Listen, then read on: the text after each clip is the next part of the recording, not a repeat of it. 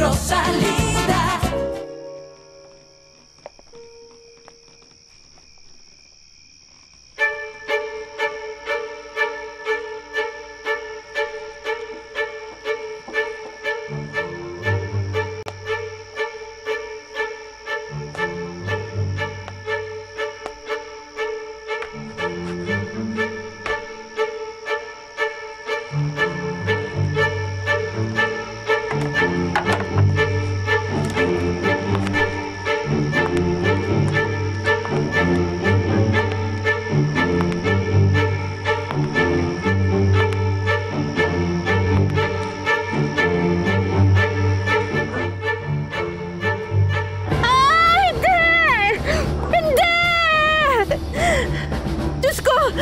Diyos ko, ano ginagawa niyo dyan?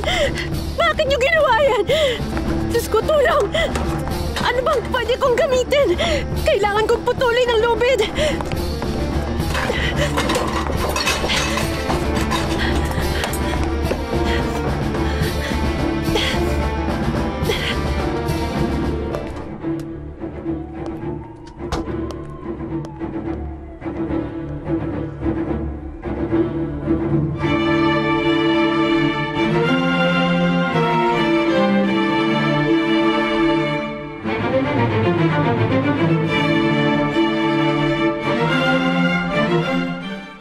Anong nangyayari, senyora?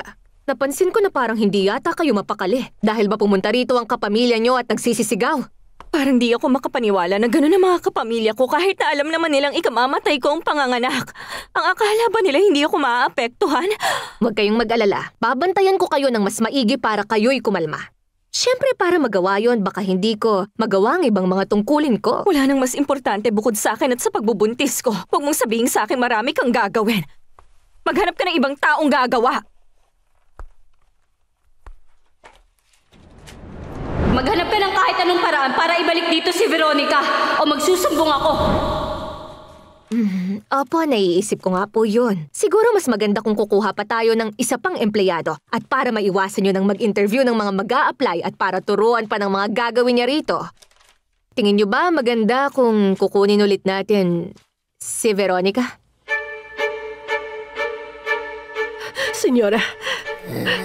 Senyora, pakiusap, gumising ka.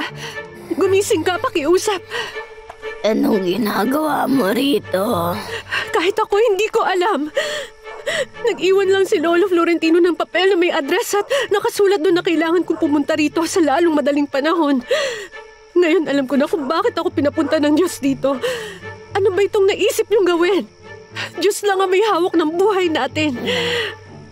Hindi mo alam kung sino ako, hindi ba? Hindi kita kilala. Sabihin mo kung sino ka.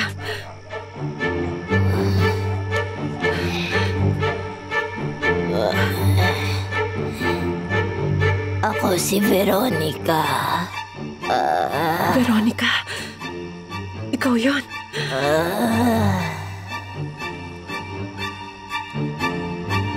Rosalinda. Rosalinda.